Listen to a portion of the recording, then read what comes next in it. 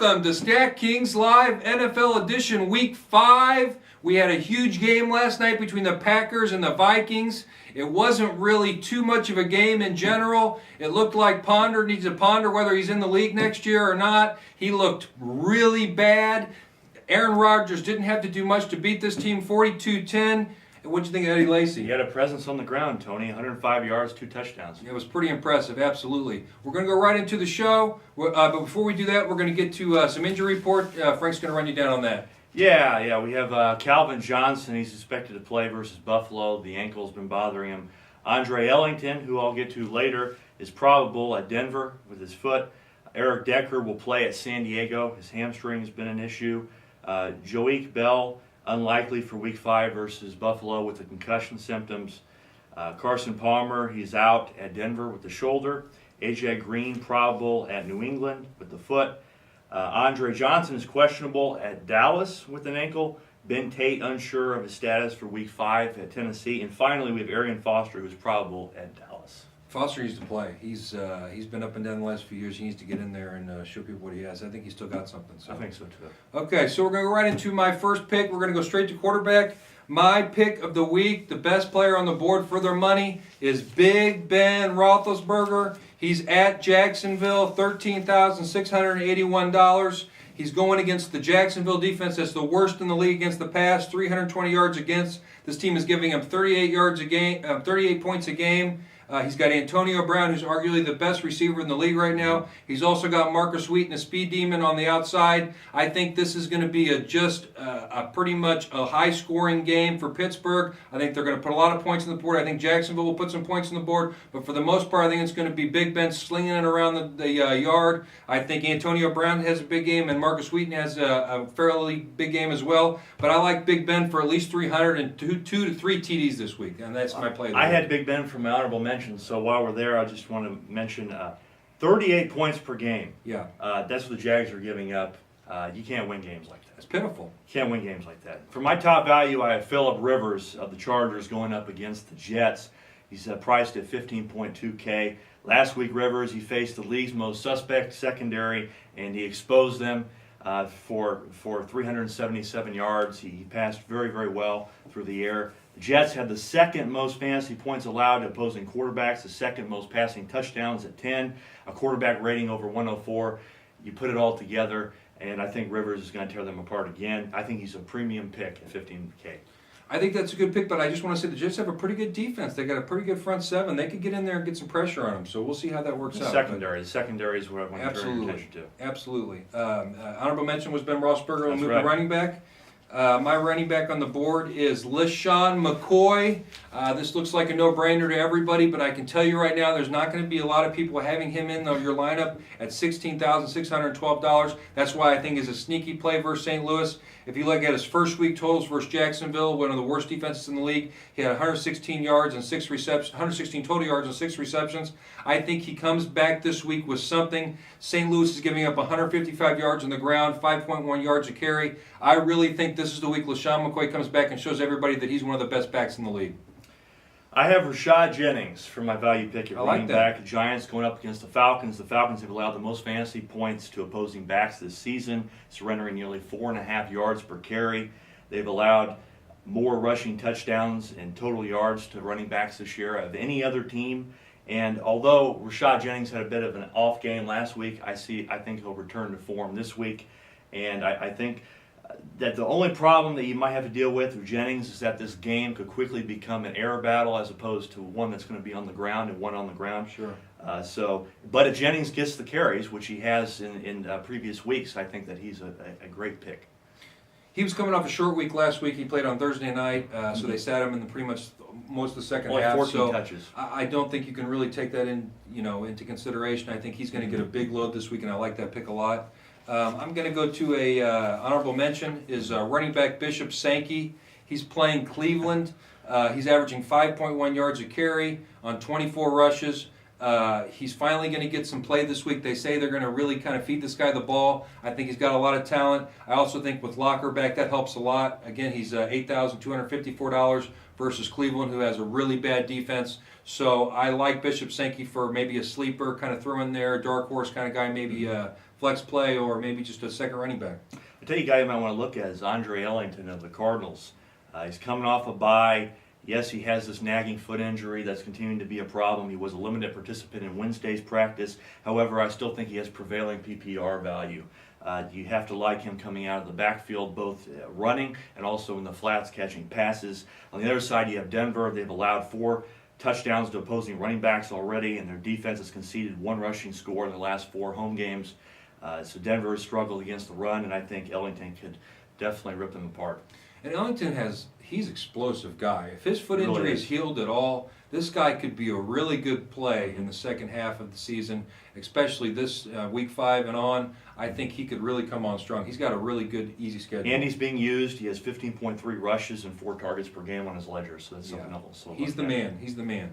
We're going to go to wide receiver. My wide receiver, and I'm going with a lot of chalk this week, a lot of big guys, but I think this is the week to go with them. I'm going against Jacksonville again, who I think you just exploit and you just stack the Pittsburgh Steelers this week. Antonio Brown, $13,568. That's my pick. I think this is the best receiver in the league right now. Yes. I know Calvin Johnson's an animal, but this guy is explosive. He's fast. He catches everything, and he's going up against the worst defense in the league at Jacksonville, giving up 320 passing yards a game. He's averaging 106.8 yards a game, and he's already got 5 touchdowns. I think this is a no-brainer play at Jacksonville. I think 100 and a touchdown is easy this week. I absolutely agree. It's why I picked him. You do have to put up a little money at $13.5K. Sure. 6th most expensive receiver on StatKings.com. He's ranking 2nd in the league in receptions with 29. So in a PPR format, he's definitely a guy you got to look at. Absolutely. He's averaging almost 15 yards per catch. Yeah, that's also something you like. Yes. You like him as a vertical threat. You know Big Ben's going to get ball against Jacksonville.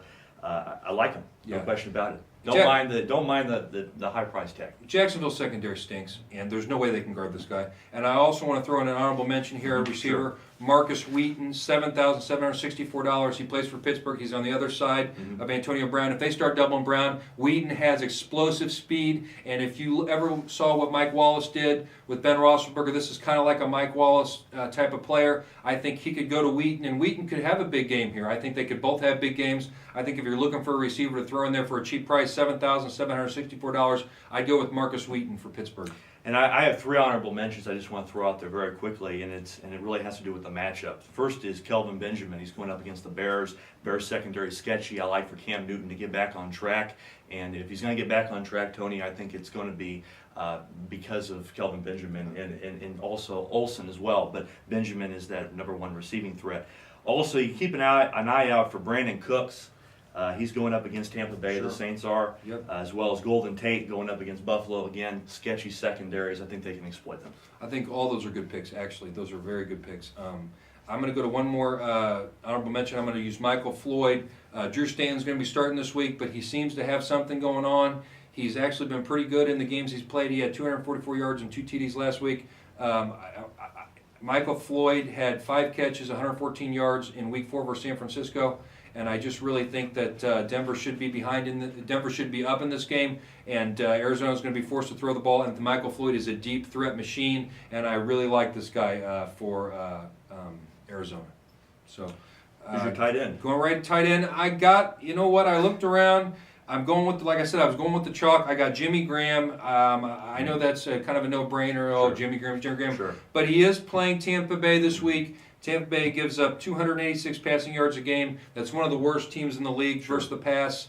I think at $12,674, he's worth the play, especially at home. He's going to want to put on a show against that home crowd. Sure. I definitely think Breeze is going to look for him a lot this week. I do like Brandon Cooks as well. But Jimmy Graham is going to be a guy that they can't match, and especially over the middle and on his deep outs, I think Jimmy Graham has a huge game this week against Tampa Bay. Well, I had Jimmy Graham as one of my honorable mentions, and the one thing I look at is his price. Sure. I don't know if his price justifies a play in your lineup. However, the production is going to be there. It will be So there. you'll have to weigh it out yourself. Yes. For my top value pick, I have Heath Miller, another Steeler that I'm putting on my plate. I kind of like that pick. That's a good pick. Going up against Jacksonville, 7.1K.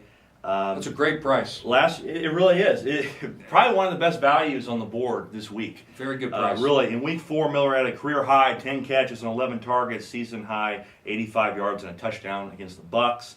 Again, bad secondary. He has he has another opportunity to exploit another bad secondary in the Jacksonville Jaguars. So I expect big things out of Heath.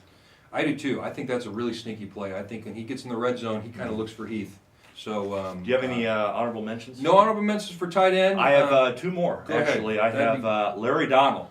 The touchdown machine. He had 3 touchdowns last week. Yeah. He's on people's radars now. He's going up against Atlanta. Atlanta's been decent against tight ends this year. However, when he gets the ball, he's an asset in a PPR format. So I like Donnell. And Eli Manning seems to like him. So, Loves him.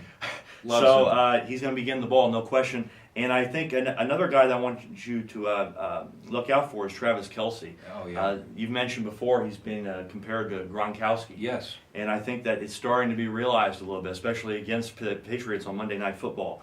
And it also, I think Andy Reid is starting to buy into that hype. He is. Because you could tell that Alex Smith is giving him the ball, and he's having a good time in that Kansas City offense. I agree. And Alex Smith loves to throw to his tight ends. I mean, let's just be honest. He doesn't like to throw the ball downfield much. He's a conservative quarterback. Kelsey's a perfect weapon for him. I think he's even a little faster than Gronkowski, but he's just as explosive. He can break arm tackles like it's nobody's business. I think Kelsey is a really good play moving forward. And one other point to his merit is that you really don't have anyone else to throw the ball to in Kansas City other than Bo. Avery's out with the sports hernia. Yeah. So it's just Kelsey and Bo, really. And really, Bo's getting to the end of, he's getting up there in age. The Bo show's almost over. I think Kelsey's the new guy in this town. I think he's going to be the man. So I like that pick a lot. I agree. Going to kicker, I got Sean Swisham again versus the Jacksonville Jags. $6,270. It's a no-brainer. Yes. Don't even look at anybody else. Just play the kicker versus Jacksonville almost every week. They're giving up 451 yards a game and 38 points a game. That is pitiful. That is pitiful. Honestly, they should be ashamed of themselves. They should go down to Division I, NCAA, and maybe play a few teams there to see how they are. I do like Blake Bortles. I think he's got some potential. But other than that, the whole team is just a mess. I will start a kicker versus Jacksonville every week. Well, I think we've pounded home the point that the Jags are just horrible. Yeah. No question about it. But if there's a guy that you want, and I agree, Swisham is the guy to go with. If you want a guy who can kick the ball through the uprights pretty much anywhere on the field, it's Swisham. 9 out of 10 field goals to start the season. He's accurate. He's definitely going to get some, if not field goal opportunities, he's going to get extra points, and that's going to accumulate. I can't believe how low he's priced at 6.2K. But I think he could be a great value nonetheless. He's absolutely the best value on the board. There's no question about it. I wouldn't even look at anybody else. I'm serious. And I don't want everybody to say, okay, well, there's other kickers. There is, but when you're playing Jacksonville, come on, guys. Just glance over him and go to Swisham. Exactly. Unless you have any honorable mentions? No, let's move on. Going to defense, I have the New Orleans Saints at home versus Tampa Bay. $6,742. Let me explain this pick. They have no Mike Evans. He's out. The big receiver on the outside. Then Mike Glennon will be starting this game. He really only has an 84 quarterback rating for his career, 482 attempts, 59% completion percentage, 6.3 yards an attempt. This guy is no Peyton Manning. He's probably an average quarterback in the league, if not below average from what he's shown just so far. But I still think that the Saints have a good defense, and I think that this guy is going to be in trouble a lot. Also, just to say this, giving up 18 points, they're averaging 18 points a game. That's Tampa Bay, and 290 yards a game. That's 30th in the NFL and 29th in the NFL. So their offense is really just ragged. It's horrible. Okay, you have Doug Martin, who's not the same muscle hamster that he was a couple years ago. Okay, so he's down. Bobby Rainey can't hold on to the ball. They're going to be doubling Vincent Jackson. I don't see any way Tampa Bay can move the ball against the Saints. I think this is a really good play. And at $6,742, I would play the Saints. You know, Tony, in the recent past, you had the Patriots who were dominant offensively and defensively. Well, on both sides of the ball, they're struggling right now. I think you're finally seeing the fall of the New England Patriots right now. You saw them on Monday Night Football. The Kansas City Chiefs embarrassed them. They're going up against the Bengals. That's why I choose the Bengals defense going up against New England. Great play. The Bengals have had their hand last season. They've held them to 6 points with 4 sacks, 1 interception, and a fumble recovery against them in one meeting last year. The Bengals are coming off a bye week. They're rested. You have the Patriots. Their heads are hanging low to the ground. And so far this season, the Bengals have done well on defense. 6 interceptions, 7 sacks, and allowing an average of 11 points per game against the Ravens, Falcons, and Titans. I see further dismay in the city of Foxborough. Tom Brady's through. He's through. I watched that game last week. He couldn't hit a receiver to save his life. It was really bad. I mean, don't feel sorry for the guy. He's going home to a supermodel in his mansion, okay? But I really think they need to move on there. I think Tom Brady, I think it's kind of the Bledsoe Brady switch over. I think Brady needs to hand it off to the younger man, who's actually pretty good. It came in last week. So I think that Brady's days are over. I like that pick a lot. I think Cincinnati's got a great defense, too. Yep. So that wraps it up. Yep. I'm Frank Travis. This is Tony Badalucco. Signing off from Stat Kings. Remember, do your research and choose your team wisely if you want to become fantasy sports royalty. See you in week 6. Absolutely.